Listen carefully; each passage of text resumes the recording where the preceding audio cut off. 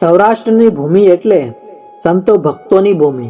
આ પવિત્ર ભૂમિએ આપણને અનેક સંતો ભક્તોની ભેટ ધરી છે. એવા જ એક પરમ સંત નથુરામજીને આજે આપણે વંદન કરીએ. ગિરનારની ગોદમાં એક ચારણ રહે. ભગવાન સાથે જેને તાર લાગી ગયો છે, જેની રગે રગમાં રામ ઉતરી ગયો છે, પોતાના પત્ની અને 5 વર્ષના દીકરા નથુને માતાજીને ભરોસે મૂકી સંસાર છોડીને ચાલી નીકળ્યા. ચાલતા ચાલતા ગોંડલ આવ્યા. લોકગીરી પરંપરાની કંઠી બાંધી અમર સ્વામી નામ ધારણ કર્યું. ગુરુએ તીર્થયાત્રા કરવાનો આદેશ આપ્યો. તીર્થયાત્રા કરતા કરતા ગીરમાં બરોબર બોદાના નેસે આવ્યા. ભજન સત્સંગ કરે છે એટલામાં આજુબાજુ રમતા બધા છોકરાઓ ભેગા થઈ ગયા.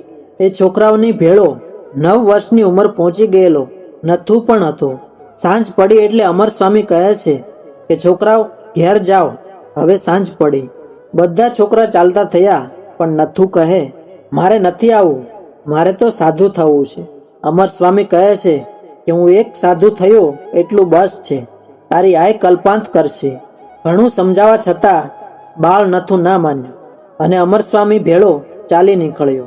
આ બાજુમાં ઘેર આવતા તો ખબર પડી કે દીકરો તો બાપની ભેળો સાધુ થઈને હાલી નીકળ્યો છે અને આઈએ પુત્રના વિયોગમાં ઝાડવા પણ રોવે એવું હૈયાફાટ રુદન કરે છે. થોડા જ દિવસોમાં આઈએ પણ આખું ટૂંકાવ્યું અને સ્વર્ગે સીધાવ્યા. પિતા પાસેથી જ દીક્ષા લઈને નથુના નથુરામ થયા.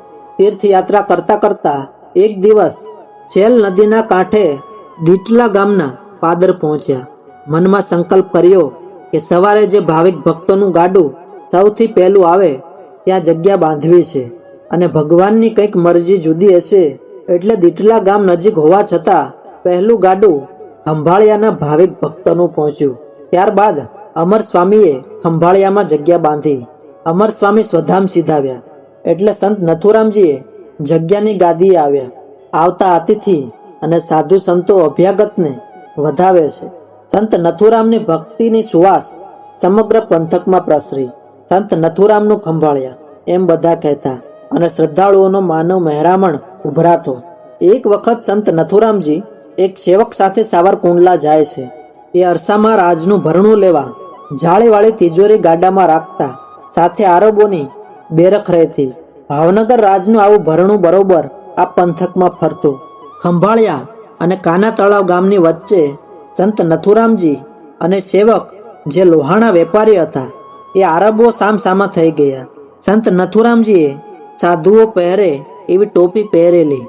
એ આરબોમાંથી કોઈએ અટકચાળો કરી એક સૈનિકે સંત નથુરામજીની ટોપીમાં નાની સોટી ભરાવીને ટોપી ઉડાડી દીધી. તિજોરી અને એ આરબોની બેરક કુંડલા પહોંચ્યા. સાથોસાથ સંત નથુરામજીને સેવક પણ કુંડલા પહોંચ્યા. શેઠ કહે છે, બાપુ આપ જેવા સંતની આવી ઠેકડી આ આરબો ઉડાડે છે તો સામાન્ય માણસોને તો કેવા રંજાડતા હશે.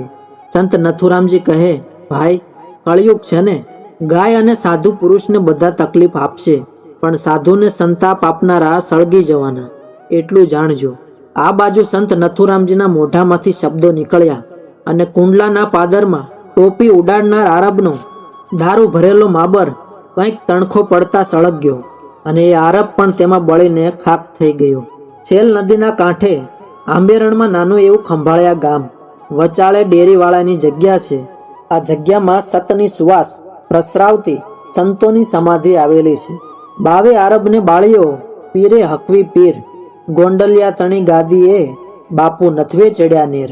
સનાતન ધર્મની જ્યોતને અખંડ રાખનાર એવા પરમ સંત નથુરામજીને આજે આપણે ભાવથી વંદન કરીએ.